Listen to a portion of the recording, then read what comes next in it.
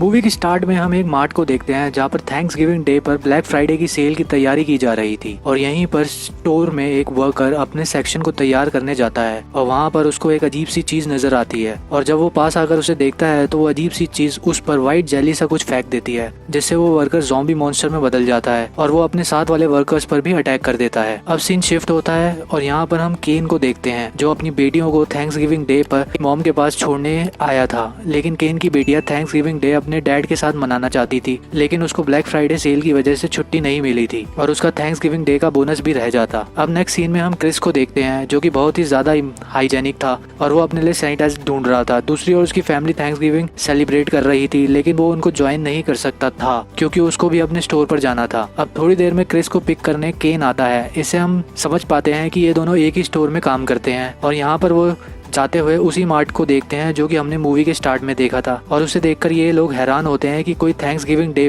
पे मार्ट को बंद कैसे रख सकता है। इसके बाद वो दोनों अपने स्टोर में पहुंच जाते हैं और यहाँ पर हम एक आदमी को देखते हैं जो अपनी वाइफ से बोल रहा था कि उसे कुछ अच्छा फील नहीं हो रहा है और उसमें कुछ अजीब सा चेंज आ रहा था। दूसरी ओर केन के स्टोर में थैंक्स गिविंग और ब्लैक फ्राइडे की सेल की तैयारी चल रही थी और यहाँ हम बहुत सारे एम्प्लॉयज को देखते हैं जो कि यहीं पर काम करते हैं। अब यहाँ पर एक डिलीवरी मैन आता है जो केन से वॉशरूम कहाँ है पूछता है और वो उसे बता देता है। इसके बाद हम एक एम्प्लॉय को देखते हैं जो कि स्मोकिंग के लिए बाहर जाता है और वहाँ पर अचानक से डोर क्लोज हो जाता है और वहाँ पर एक अजीब सी चीज उस पर अटैक करती है। नेक्स्ट सीन में हम बाकी सब एम्प्लॉयज को देखते हैं जो कि आपस में बात कर रहे थे कि उनके ओनर का बिहेवियर उनके साथ बिल्कुल भी अच्छा नहीं है और तभी यहाँ पर उनका ओनर आता है और उनको आज के काम के बारे में इंस्ट्रक्शन देता है। इसके बाद हम एक लड़के को देखते हैं जिसने आज यहाँ पर न्यू जॉब स्टार्ट की थी और यहाँ पर वो केन से बात करता है और केन उसको तसल्ली देता है कि वो आराम से अपनी जॉब करे। इसके बाद स्टोर के दरवाजे को खोल दिया जाता है और कस्टमर का रश स्टार्ट हो जाता है और यहीं पर क्रिस जो कि कैश काउंटर पे बैठा था बिलिंग करने में बहुत ज्यादा लेट कर रहा था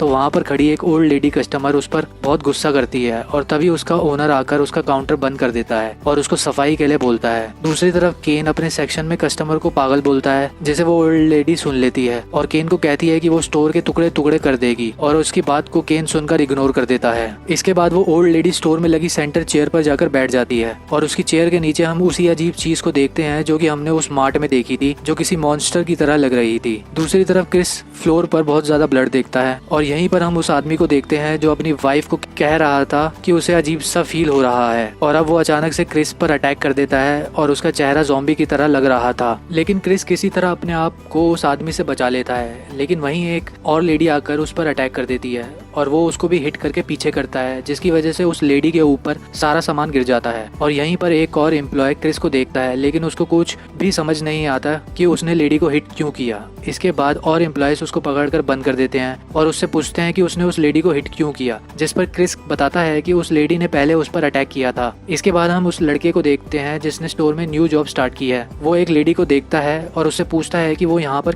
ऐसे क्यों बैठी हुई है। तभी वो लेडी अपने मुंह से कुछ अजीब सा निकाल कर उस पर अटैक करती है। तभी वहाँ पर केन आ जाता है और वो एक बोर्ड से उस लेडी को हिट करता है लेकिन उस लेडी को कुछ भी फील नहीं होता और केन उस लड़के को लेकर स्टोर रूम में आ जाता है। और अब यहाँ पर सबको इस बात का पता चल गया था कि उनके स्टोर में कुछ अजीब सी चीजें हो रही हैं। इसके बाद वो बात करते हैं कि हम लोग पुलिस को नहीं बुला सकते क्योंकि इस वजह से उनका स्टोर बंद हो जाएगा। और अब केन इन सबको बताता है कि एक लेडी कस्टमर ने इस पर अटैक किया है। तभी क्रिस सबको बताता है कि कस्टमर्स के साथ कुछ तो अजीब है जो वो ऐसे सब पर अटैक कर रहे हैं और इनकी बातों के दौरान वो न्यू एम्प्लॉय लड़का अपने स्टोर की एक लेडी एम्प्लॉय पर अटैक कर देता है जिसकी वजह से वो लेडी मर जाती है। अब ये देखकर यहाँ पर सभी लोग बहुत ज्यादा डर जाते हैं और वो लड़का खड़ा हो जाता है जो कि अब मॉन्स्टर में बदल गया था। और अब वो लोग दूसरे स्टोर्स में कॉल करने की कोशिश करते हैं लेकिन कोई भी उनकी कॉल को अटेंड नहीं कर रहा था और ना ही कोई पुलिस स्टेशन में कॉल को अटेंड कर रहा था। और अब हमें ये पता चलता है कि ये जो भी चीज थी इसने पूरे एरिया को इफेक्ट कर दिया था और जब वो कॉल करने की कोशिश कर रहे थे तभी उनकी कॉल एक स्टोर में कनेक्ट होती है।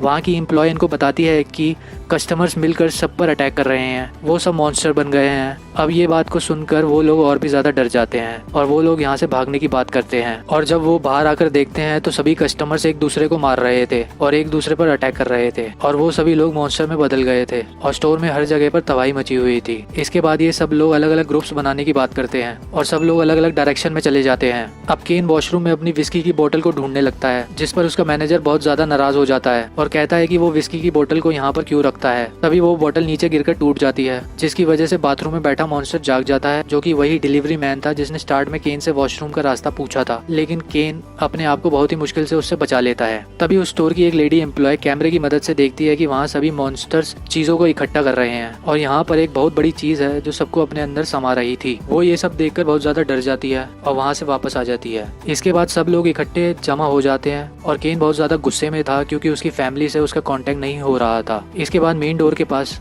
एक लेडी एम्प्लॉय पुलिस की कार को आता हुआ देखती है, जो कि ये देखकर बहुत ज्यादा खुश थी कि शायद पुलिस इनको बचाने के लिए आ गई है। लेकिन वो कार सीधा स्टोर के अंदर आ जाती है और वो लेडी एम्प्लॉय मर जाती है और इसकी वजह से वो लोग और भी ज्यादा डर जाते हैं। अब हम एक एम्प्लॉय को देखते हैं जो अपने आप को बचा रहा था। तभी वहाँ पर एक बहुत ही बड़ी लेडी मॉन्स्टर आ जाती है और वो उसको मारकर उसके टुकड़े टुकड़े कर देती है। इसके बाद क्रिस जो ये सब देख रहा था वो बहुत ज्यादा डर जाता है और वो सबके पास सेफ रूम में आ जाता है। और अब सब लोग थक कर बैठ गए थे और बहुत ज्यादा उदास थे और सभी यहाँ पर एक दूसरे को अपनी अपनी स्टोरी सुनाते हैं। और यहाँ पर ये सभी लोग बहुत ज्यादा इमोशनल थे कि वो अपनी फैमिली के साथ नहीं है और वो थैंक्स गिविंग अपनी फैमिली के साथ नहीं मना सकते।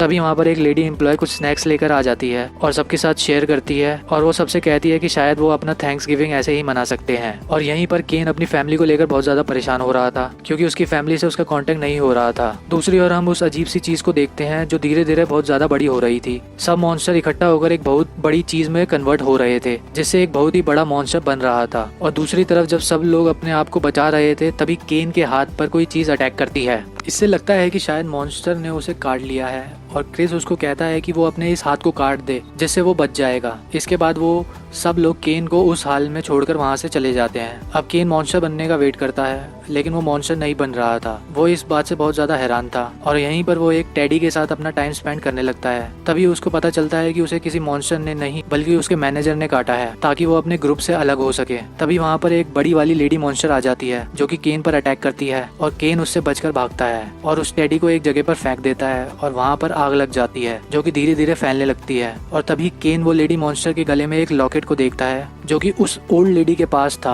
और वो समझ जाता है कि ये लेडी मॉन्स्टर वही ओल्ड लेडी है। और यहीं पर उसको उसकी वाइफ का मैसेज आता है कि वो सब लोग सेफ हैं। मैसेज पढ़कर उसे काफी सुकून मिलता है। इसके बाद क्रिस और दूसरे एम्प्लॉयज जो बच गए थे अब वो छत पर देखते हैं कि वही चीज मिलकर एक बहुत ही अजीब चीज में बदल रही थी और अब यहाँ से सब लोग भागने की कोशिश करते हैं। और इसके बाद वो देखते हैं कि वो ओल्ड लेडी अपने आप को उसी चीज में समा रही थी और अब वो देखते हैं कि छत को तोड़कर एक बहुत बड़ा मॉन्स्टर जिसकी दो शक्ल थी वो बाहर आ जाता है जो कि सब लोगों को अपने अंदर समाकर बना था। और तभी उस मार्ट का ओनर उस मॉन्स्टर के पास जाता है और उसको कहता है कि वो डरे नहीं, मैं उसके साथ हूँ। लेकिन वो मॉन्स्टर उसको दूर फेंक देता है और मार देता है। इसके बाद वो लेडी एम्प्लॉय और क्रिस यहाँ से भागने के लिए एक अनलॉक कार को ढूंढ रहे थे कि तभी वो देखते हैं कि केन भी भागते हुए बाहर आ जाता है और यहाँ पर ये सब लोग एक दूसरे से माफी मांगते हैं और यहाँ से भागने की बात करते हैं। दरअसल ये मॉन्स्टर किसी और दुनिया से आया था जो यहाँ पर सबको प्रोसेस कर रहा था और यहाँ पर ये लोग डिसाइड करते हैं कि एक मॉन्स्टर को रोकेगा और बाकी दो यहाँ से भाग जाएंगे। जिस पर क्रिस कहता है कि इस मॉन्स्टर को मैं रोकूंगा, लेकिन केन उसको मना कर देता है। अब क्रिस यहाँ पर एक ट्रक में बैठता है और मॉन्स्टर उस पर अटैक कर देता है, जिस पर क्रिस उस ट्रक से हट जाता है और वो मॉन्स्टर उस ट्रक को अपने मुंह में खींच लेता है, जिस वजह से उस मॉन्स्टर को काफी ज्यादा चोट आती है और वो गुस्से में भी आ जाता है। लेकिन तब तक वो तीनों कार में बैठ चुके थे और अब ये लोग यहाँ से जाने लगते हैं और मॉन्स्टर इनको देख रहा होता है और यहीं पर मूवी एंड हो जाती है।